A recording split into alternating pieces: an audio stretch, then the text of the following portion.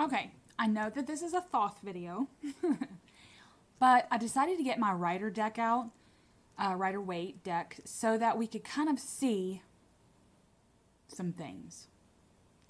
And usually my Thoth videos are really planned out, but today I wanted to go through the minor arcana and look at the keywords and see if these keywords, like if we decide if these keywords mean what they mean, or if they even really go with how we associate the tarot, like these particular cards. Some of them might make a lot of sense, but then some of them can be really restricting. And I decided to get my Rider deck out. So because I have my own kind of keyword system with the Rider Waite deck, and I never have used the keywords with the Thoth. When I first began working with the Thoth, I would look at the word, but then I would not limit myself to that being the only thing that the card means. Because to me, there's so many layers on all decks, especially the Thoth, that if I were to just pull this out in a reading and say, oh yeah, this is talking about love. Well, love has many like facets to it as well. So it's like, okay, well, what kind of love? Or is it all kinds of love? So it can be really restricting. It can be a way for you to like jump, like a good jumping off point too. So I guess keywords to me could go either way. I don't typically like keywords on tarot, just because what I usually go off like a feeling of the card and how it looks and the pictures that were drawn, more so than I do a book meaning. Basically like going off of it in intuition, energy, the initial feeling I get, and sometimes those feelings per card too can change every day. If I'm having a shit day, then this love could mean something like, well, oh yeah, this is talking about that damn fight I had with my mom, or something like, and I can just run with that. So I wanted to dive suit by suit with the Rider Waite. We're not going to go too in depth with this, but we're gonna try to plug some things in. So I've put the rest of the suits over here in the corner, and I'm just gonna like do this, and we'll just kind of see what happens. We're starting with the cup suit, and we're not doing the aces. Like I said before, there's so many layers to all of these cards, and the paintings are so in-depth. And if you go back and reference my color video, I know that video can be so arduous, and it took me weeks to finally like ascertain even a little bit of that. But I do try to explain as best I can. So with the Rider deck, I always considered this card to be companionship. The caduceus to me, I mean, along with it being the medical symbol and all that, it just seems like a blending, and a blending in a very good, compassionate way. So this could be a conversation that you have that's really going well. This could be a relationship that's really going well. Any relationship, friendships. So this, to me, always spoke more to companionship than it did actual love, because I can have great conversations with people that I barely know. I mean, let alone love. So I think that these keywords are already starting out to be, not as good as I would like. This card also says companionship, but this to me is more of a bigger than an acquaintance. So these women look to like they know each other. They're having a party. You can have a party at someone you don't know's house, but they're typically, these people are more than your acquaintance. So this is companionship on a level that's more than what you would just associate regular companionship with. And that's what I always associated this card with. And this says abundance. Now, as the actual painting really goes with that key word, because there's a whole bunch of water here. And they're filling up these pomegranate seed cups, as Crowley calls them.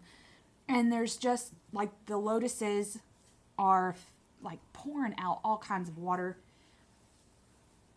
I just think that if we look at both of these cards, both of them are both of these systems are from based on the Golden Dawn tradition. So if this one means abundance, and this actually looks kind of abundant with the pumpkins and the fruit and all that, kind of looks like a Lunasa celebration, if we want to go pagan with it a little bit. So this could be a celebration of harvest. So then if that's a celebration of harvest, then it would be abundance. So see how we have to get to a place when there's keywords involved that we take the keyword, put it in our brain, and then open the brain to branch off a little bit. Now this doesn't make sense to me at all. This says luxury. Again, lots of water in these chalices. Lots of stuff coming out of this lotus. And he has a lot of things too. So if we kind of look at this, he's luxurious because he already has some cups. But it's more so in the Rider deck, I always thought that this cup that he's not paying attention to, or he's bored with, or he's not even interested, it's like he's had his fill, that's been the main thing with this card. And so I kind of always assumed that this one cup sitting here was the main focus. And in this particular card, there isn't one outside of the other. And of course, fours in numerology, they mean stability, right? So if that's the case, then that's a lot of stability, cups on top of cups. That's kind of how they're set up in the Marseille as well. So if it's stable with your emotions, but it means luxury, could that just be stable inner stability? Like, stability could mean all kinds of things. If it's luxury, then that means you're feeling the luxury. That's a feeling to me. When you are luxurious, or when you have all kinds of luxuries in your life, then you feel a lot like this, but there's a lot of blockages with that. You know, there's not water flowing, free flowing outside of these. It's very structured. And maybe that's what he sees in this, that if he adds one more, then that luxurious thought could go to boredom, like almost too much. I don't know. This one kind of makes sense to me. This says disappointment as the Five of Cups. He, in the Rider deck, looks very disappointed.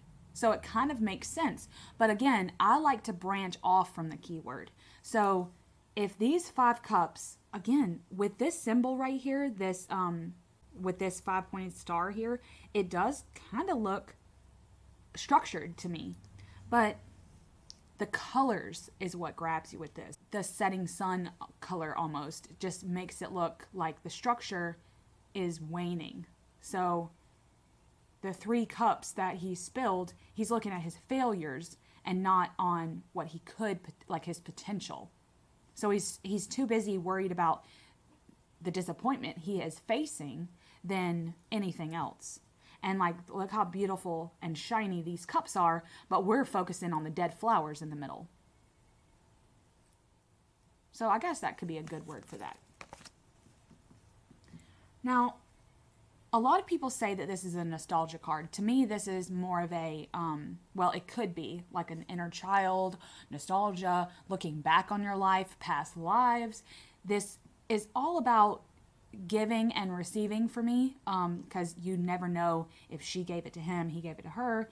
And I guess it would be pleasure. It's that, for me, it's more, if it is pleasure, it's the pleasure of giving something that you know that they're going to love and receiving something that you would love.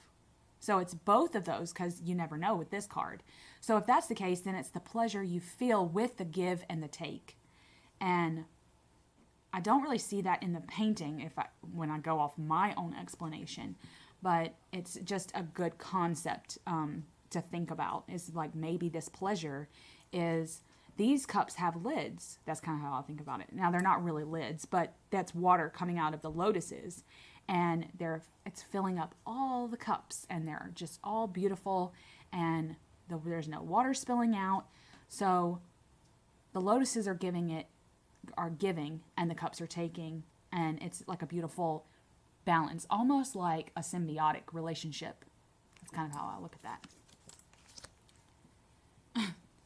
Now, this always kind of was funny to me because I love that this is like green slime, like sludge. And it says debauch, like debauchery.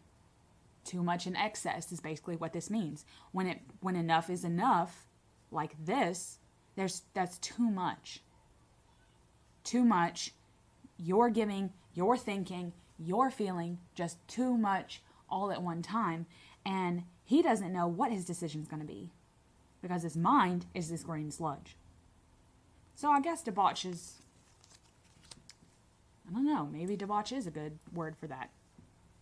Now, indolence means, well, in my opinion, that word means like laziness, which you can definitely see in the colorage.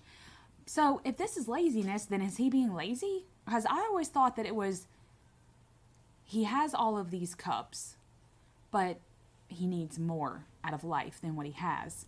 And it's that journey that one takes when they realize that. So it's almost like, is this card supposed to mean that he's not giving it his all with the cups that he has? He's lazy. Now, if he was lazy, he would be like laying there, like, you know, just Aphrodite in it. Not walking. He wouldn't be walking if it was really indolence. And that's kind of confusing. But the coloration here just says it all. Like with this, it just seems to be so slow. The water pouring just seems so slow. And chips in the cups. And there's actually no water up here. So these lily pads that they're on aren't flowering. It's almost like you have a lot, but you're only putting in the work for 2 of them. And I guess that could be somewhat laziness, like not failure to complete a task, but not wanting to. So the task of letting these lotuses pour into all these cups, you're just not even fooling with it, like on purpose. Like you're just like, oh, okay, whatever, I'm not even going to do it, I don't care. So maybe it's that in this card, he doesn't care about the cups. So that could be kind of how we branch off from that keyword. Happiness. Well, I guess he looks happy. To me, this is more of a happy, this particularly is more of a happiness with ego to back it. Like he's happy because he did all this, but he has them on display. So it's almost like he's showing off what he's accomplished, which can be a good thing, but it can also be a pride trip to me. And if that's the case, then these colors make sense because there's all these lotuses, you're putting all the work in, and the cups are spilling over. So you have done all kinds of work and now you're giving back as well. So, Now again, like happiness, this is one step above happiness, is satiety, which is the feeling of being sated, which means completely satisfied. That's what this means. And if that's the case, these people are really satisfied. I mean, there's even a rainbow involved. And I kind of think of the rainbow as a symbol of all that the rainstorms that these people have endured. They've put the work in. They're able to see the rainbow now.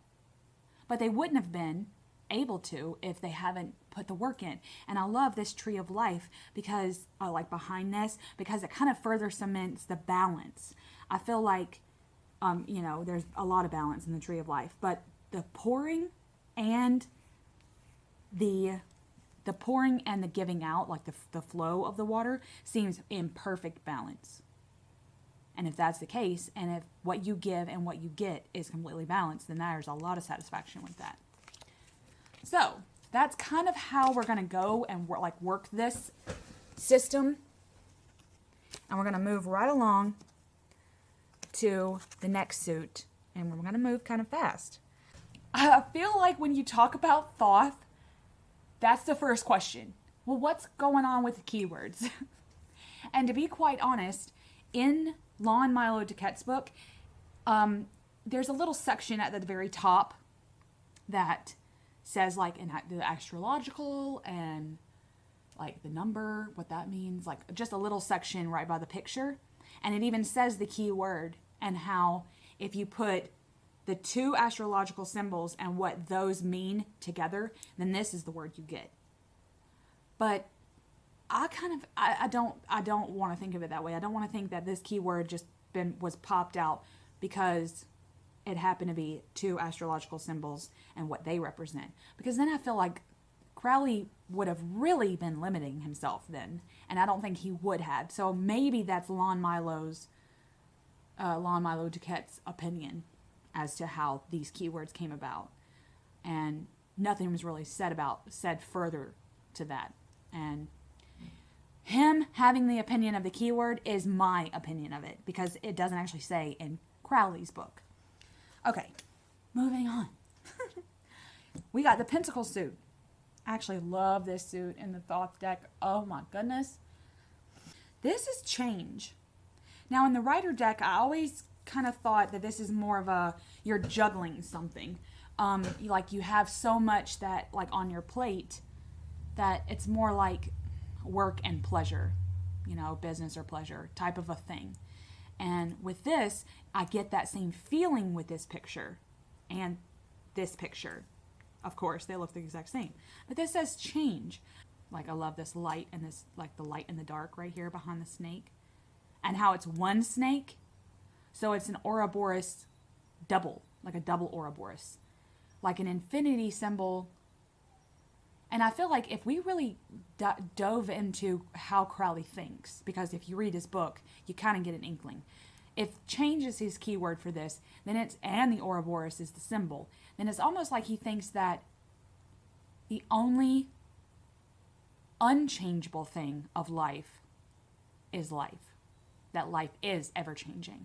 I think that's what this card means. That makes sense.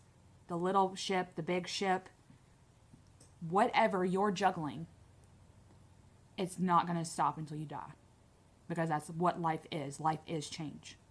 I think that's kind of what Crowley, if we're going on how Crowley writes his books, then that's kind of how I think of this card. I love this card in the Rider deck because it just seems like they're all working together, and they don't look, to me, they don't look to be having those kinds of faces where they're malicious or like rolling their eyes or nothing like that. It just seems to be lots of help, and like it's just a three-way in a structure, and that's exactly what I see here. If we don't pictorialize it, then this would be it. That each person has its wheel that they're turning. Like if you know that they have like a little spoke right here and they're doing this, and these things move, and they've moved it until there's one thing in the middle, till they've got them perfect in the center to make this beautiful triangle. And that was their goal. And they're doing the work. They're turning the wheel to make it happen. And it says works. So that makes a lot of sense. I love this. When I scry, I have before. I use this deck, as I've said many times, to scry. When I do readings, if they're just like everyday readings, or if I just want to play, because a lot of times I love this deck so much that I just want to get it out and throw some cards down, and I don't really even have any kind of question, then what I'll do to expand the mind is if a card pops out, I'll just put myself into the card and scry with it. And with this especially, I am in Egypt. I mean, this just looks like a sand, kind of like a sand dune castle kind of a thing. And I'm walking through these structures and in this courtyard and all these doorways. And it has been an amazing experience the couple of times I've done that. And it says power. I believe that with the elemental association symbols that you have on the top of each structure here, like these turrets, I'll call them, because that's what they look like to me. It seems almost like the power you have ends the stability. You have made this really stable structure and this moat around it. There's so much power involved in that. So much power involved. You've put forth your power. You have told everyone in the land how powerful you are by making this structure. Now with him, you kind of see that with the city behind him. Really, you do? Like, he's built this city and he is really showing off his power. He's sitting on this throne in front of his city, showing everyone outside of his city that he did this. And he's showing everyone the pentacles because it's almost like this is a statue, like a statue of himself that he built right at the wall of his city. And he's like, this is my city, so you better have all your ducks in a row before you come into my city. And I feel like there's a lot of power with his stance. I always kind of thought of this as like greed. I love the fours as stability. And with power associated with stability, it's like financial stability, work life stability, like job security almost. And he just looks greedy, like he's hoarding stuff. And so if we put them two together, maybe it's just that this is some statue of him and he built this city, you know? I don't know. We could say that this is Bruce Wayne and that's Gotham City.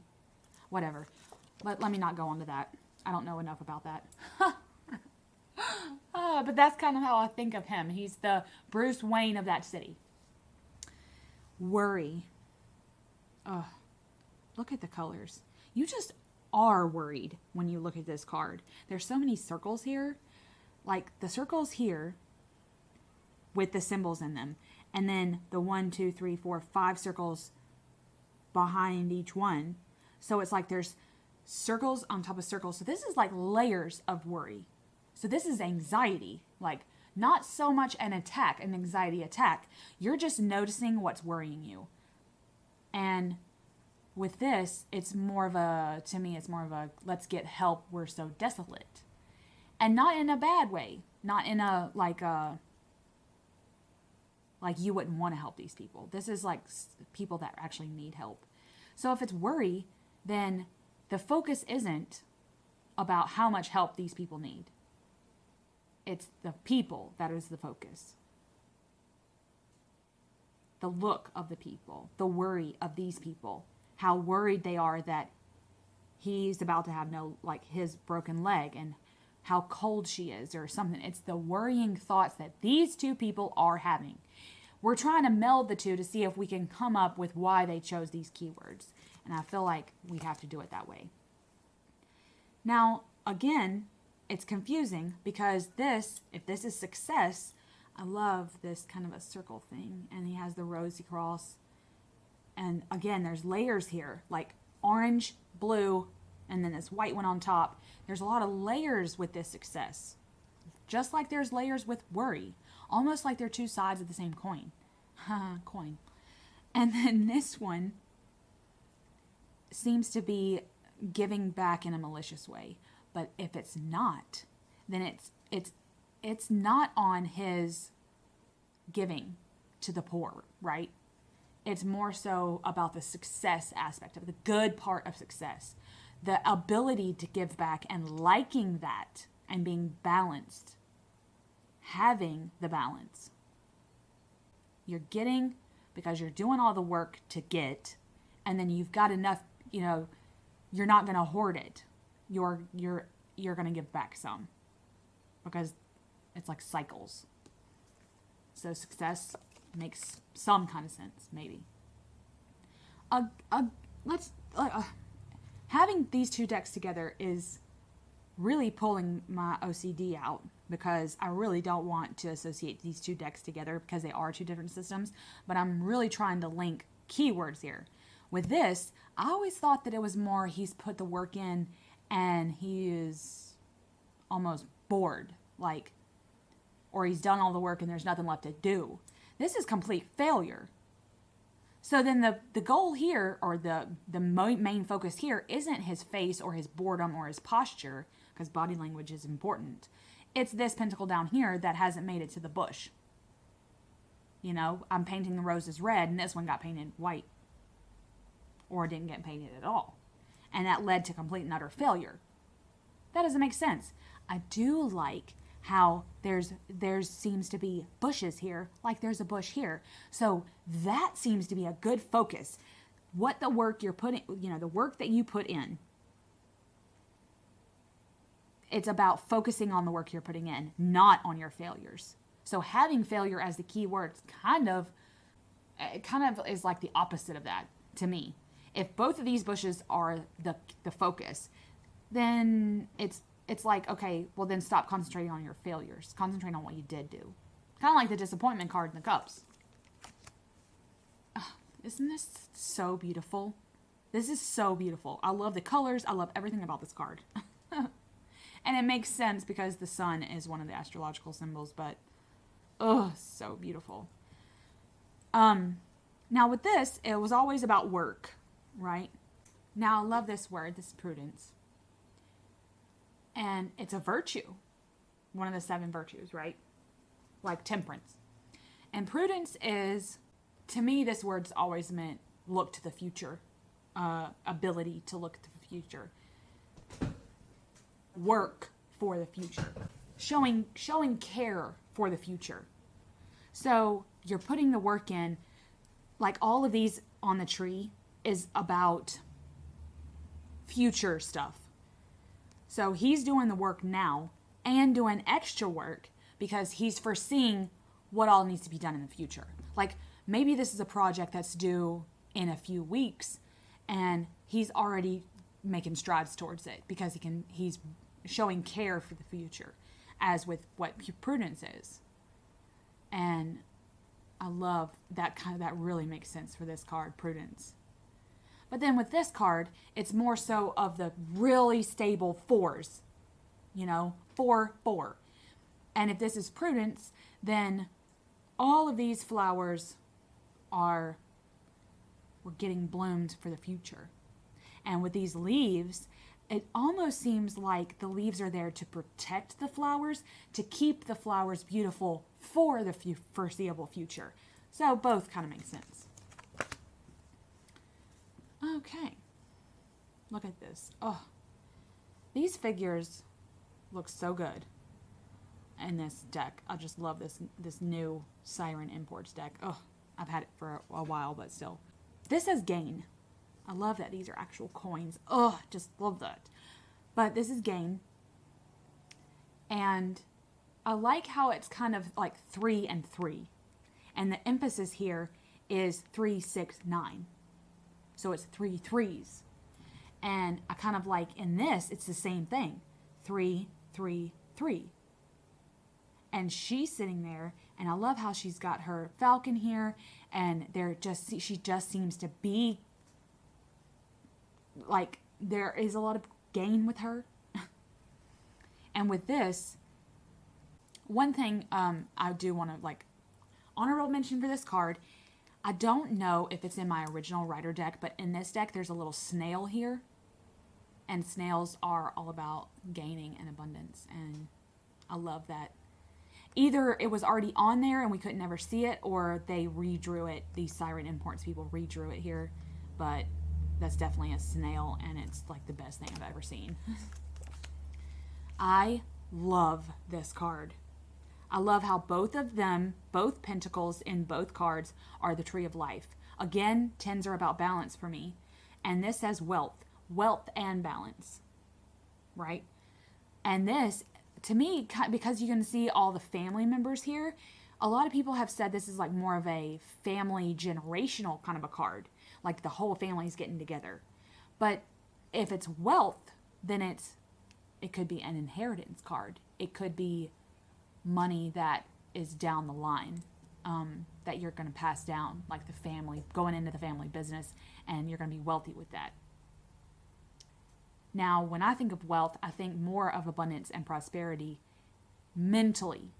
So, mental wealth. You don't necessarily have to be rich or have an inheritance or have a family business to have those types of feelings.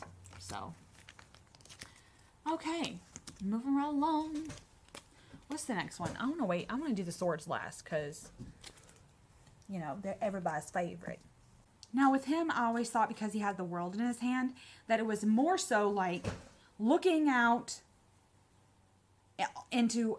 onto where he could go.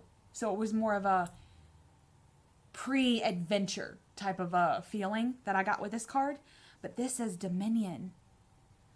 which is a sovereign land. So he's not looking at where he can go on an adventure. He's looking at what he has in land. He's looking, all this is his land. Like Lion King. Everything the light touches is yours. That's what he's doing. So this is about valuing what you have. This is about valuing wherever your dominion is. You know, your fire escape in your apartment. This is valuing that and protecting it with this X. You're protecting. It's a big protection symbol. And I love that. That makes a lot of sense. Virtue. So again, if he's not really looking out, if he is looking out into his land, this is actually a sea. It just happens to be a yellow sea. He could be looking out onto his dominion, I guess. But with this being virtue, then this is him holding his head up high. I feel like maybe this is knowing yourself in a way like you know your passions. Like, know thyself is your highest virtue. I like how this is kind of structured that way. This card is structured that way. Or maybe it's that there's these ships and he was too, like, he knew his morality levels and knew that he, no matter how much he wanted to, he didn't have it to go out there. Or maybe there was a battle ensuing and he already knew this, it was immoral. And I'm just going to stand here and watch. I don't know. Again, some of these are so different. This looks so much like a celebration. Again, kind of like the Three of Cups, like kind of like a Sabbath card, almost like a festival. But this says completion. So maybe it's that these people have put up this structure and it's completed and they're celebrating that. So it's not so much the celebration that's the focus, but the structure that's the focus. And you see the structure in this. Now these look like the same. Strife. This looks like strife. Something that you just cannot fix. Not something, I won't say unfixable. I'll say that there's a lot of fighting with what you're working out. Like, this reminds me of like a rom-com movie where the guy and all his friends are sitting there drinking beer and they're really trying to put the crib together and they just are all arguing because nobody wants to pick up the damn instruction sheet. That's what that is. So it doesn't have to be a bad strife. This could just be something that you're a disagreement. And I like, because those two make sense. This always resonated. This word has always resonated with me for this card, victory. I always thought of this with this laurel wreath, that he's victorious in his town for something. Doesn't have to be big. It could just, or in his family. It doesn't have to be like, a huge accomplishment, but an accomplishment nonetheless. And so this victorious feeling, a lot of these are feelings actually. I like that. I like how most of these keywords are mainly internal, which makes sense if you think on Crowley's things, how Crowley thinks. This is valor. I love this. I love how this wand looks like it's on fire, like it's an ember. Like the whole thing was stuck in a pit, in a fire pit, and you pull it out and it's like that red hot, but it's wood. And that's what it looks like. Now again, we always thought that he was just fighting by himself, but valor puts a little bit more of a layer on there. Valor actually means courage in the face of danger. So it's not so much that he's choosing to fight alone. It's just the hero aspect in him, right? The Hercules complex he seems to have, like, oh, these people are coming to get me, I have to fight back, which is is a great virtue to have, is to have the courage and the backbone to stand up for what you believe in. So sometimes these keywords add layers. Swiftness. Oh, I always thought when I was studying the Rider Waite that this was kind of a swift. It's more so swiftness and opportunity, right? So plug out. You're like, an opportunity comes and it's knocking, you better open the damn door or it's gonna go right past you to somebody else's door. And that's kind of the swiftness I was thinking about. And I like how these are kind of lightning rodish. Like the light is touching this prism in a way that if you're not swift enough, you won't catch it. You won't catch the rainbow in the prism. So that's kind of how I thought of that. Strength. I like this. I guess I like this word. Not really. Because to me, he's already shown his strength. And he's already been strong. And he is still strong. No matter what he has faced, he is showing his strength by his posture in this picture. And with this, that's him. There's so much strength. Like all this is behind him like a shield. Like he's done that. He's shielded himself from everything because he already knows it all. He's already been through it all. You know? It's like your dad. This reminds me of my dad. He's been through so much. He's one of those guys that will sit me down and say, okay, Lennon, let me tell you a story. And then by the time he's done, you've learned a couple of lessons, but it's such an intense story that you're like, damn, you went through that and lived to tell the tale. So that's kind of the feeling I get with that.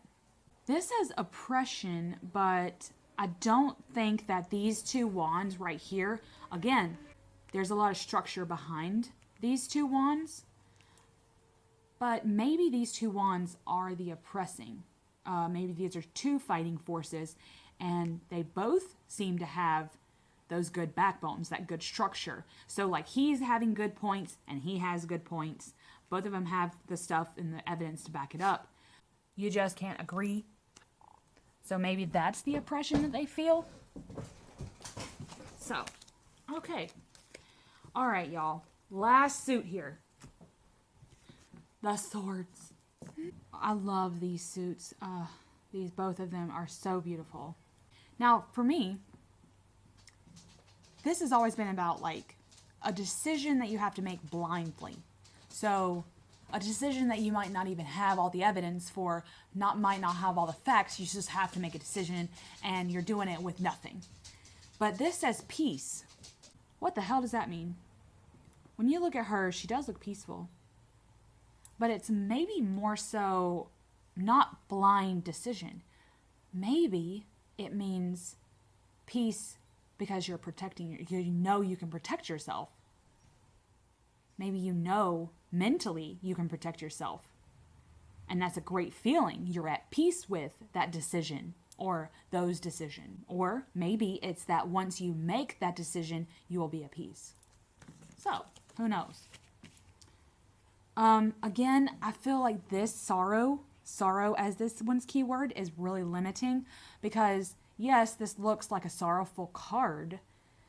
They both do because this color is just bang on with what sorrow would mean, would be in color. It's to expand on the word sorrow. There's so many facets to sorrow, like there's so many to hate and to love. And for Crowley, there was always a fine line. And if love is law, then, and you have to love to get through life, let's just say that's his mentality, then of course there's going to be a lot of sorrow and heartbreak that goes along with that. It's just inevitable. And so it's like if you want to love and be a human being in this life, you have to accept the sorrow. So it's about accepting the sorrow. Go ahead and let your heart get pierced because you'll love again, because that's what life is. Okay. Oh, this card. Okay. This says truce. What the hell? I mean, this looks, again, with it being a 4, there's a lot of structure here. And a lot of mental structure. Mental stability.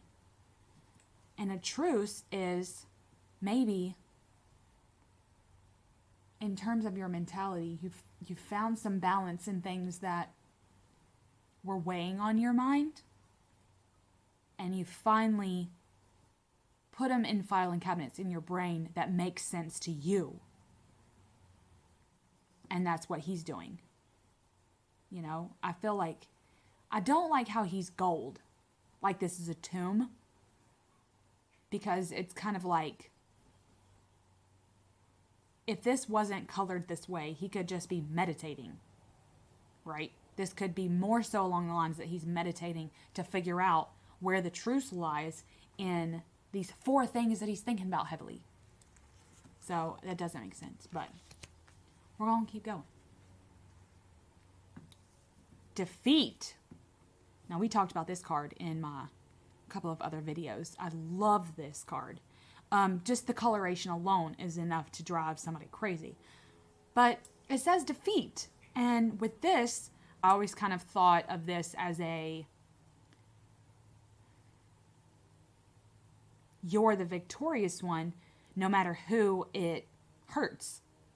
So, but it could be you're defeating thoughts that aren't serving you. You're only taking what's serving you. I feel like there's a lot of letting go of what's not serving you in the sword suit to begin with, and we're going to learn more about that in a couple of other cards.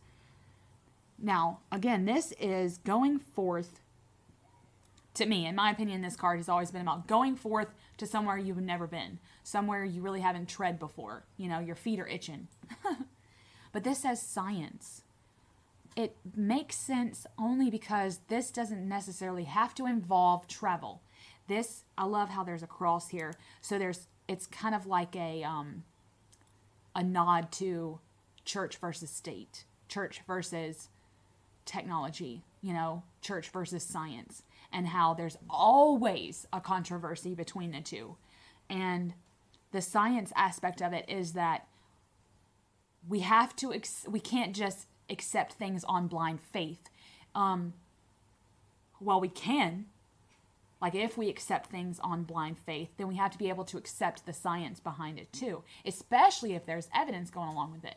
I mean, I don't want to get too political with that, but I just think that the word science in this case might mean opening your mind to some of the things that have been researched, and do your own research.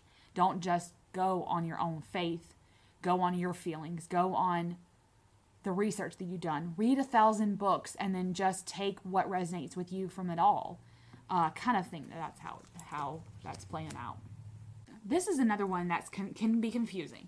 I always thought that this was, he's only taking what's serving him, and he's okay leaving behind the others. Like, he's okay. Kind of okay. He's wanting to take them because of his posture, but he's already mentally aware he can't take them. So it's kind of like a battle. But futility means uselessness. Literally uselessness. So it's like, okay, maybe he's not a knight. Maybe he doesn't know how to use those swords, but he's taking them anyway. So it's basically, you have things that you're thinking on or that you're doing in your life that are literally useless to you. There's nothing serving you by thinking on something that's not useful or going to be. And that's probably what he means by futility. Literally, if that's usefulness, no, not usefulness, uselessness. These swords will have no use to him, but he's taking them anyway. And how frustrating that will be, and how heavy that thought will be once he realizes that. And it's like, don't realize it too late. Drop them things now and go get something that will actually serve you. Makes a lot of sense. I love this. It says interference. That's beautiful, isn't it? With this particular card, this says interference. But with this, I always thought that she was blind, bound, caged up. But if she would just walk, or she can help herself is basically the point. I always thought that this card was, is that she's waiting on someone to help her when she could pretty much help herself. Probably. But this is an interference. So if that's the case, then that could be that she's put all of these walls up in her mind.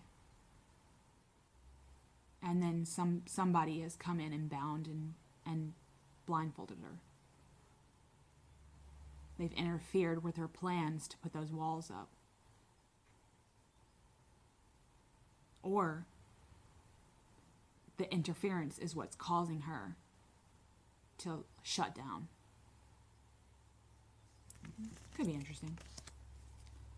I love that these look so similar. If we really open our mind and look at both of these, they really look similar. But this freaking card says cruelty.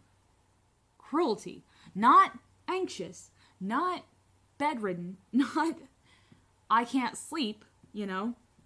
More so, this card has, for me, been there's so much bearing down on you that you can't sleep, that you're having nightmares.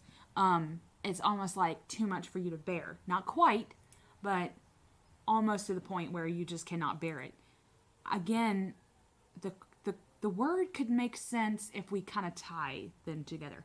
Like, maybe it's the cruelty of the thoughts.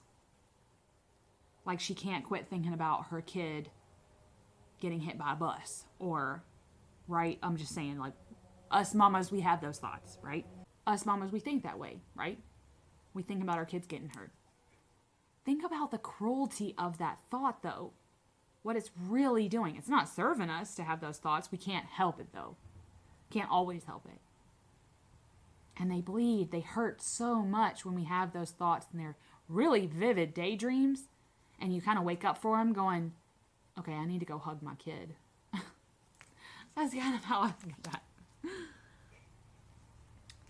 I kind of like this duo right here. This says ruin. And for me, there's all kinds of like, they're all coming together and then they've all broken up in the middle here. And then he is like, he's the brunt of the ruin. He's what's getting ruined. He's ruined. So without a figure and with this word ruin, it's like, okay, put a fork in me, I'm done. It's kind of how I've always thought of this. So kind of, I guess that would make sense. Like, I chose to put the turkey in 10 more minutes long and now it's burnt. So it's like that extra work that you've done mentally that you think is serving you, but all that 10 more minutes of thinking on that and really like hindering your thinking, 5 more minutes has put you in a state of total ruin. And that's all it takes. So, I hope that you enjoyed going through the Thoth keywords with me, along with the Rider. I wanted, like I said, I only wanted to do both of them so that we could kind of use the tie. Like tie them in to kind of really see what the Golden Dawn's meanings would be if we just went all the keywords alone. And for me, the keywords don't serve me in a reading. This is actually my very first Thoth deck that I got. And I love this. It smells like sage. I've had it forever. I have, if you've noticed and have watched my other Thoth videos, you know I have a trimmed version. I did buy a backup copy only because I wanted one trimmed. But I couldn't hack this one up. I could not do it. It's just because it was my love. I know how it fits in my hand just so. And I've edged it. I just did so much work with this particular deck. I didn't want to hack it up. And I did buy like a cheap green large US Games version and then hacked that up and like just up until the just to the picture.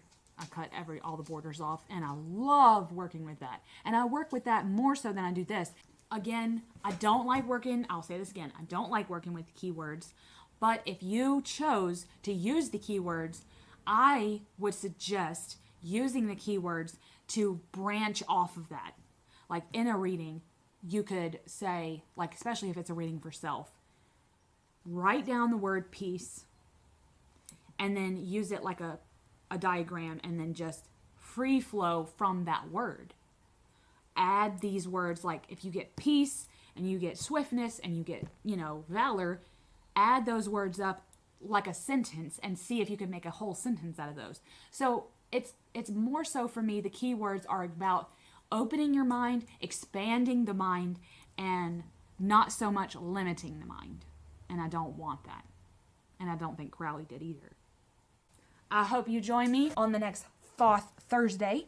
And check out all the other Thoth videos in the playlist. I'll leave them up. I'll leave the playlist maybe in the cards or something. So thank you. Much love.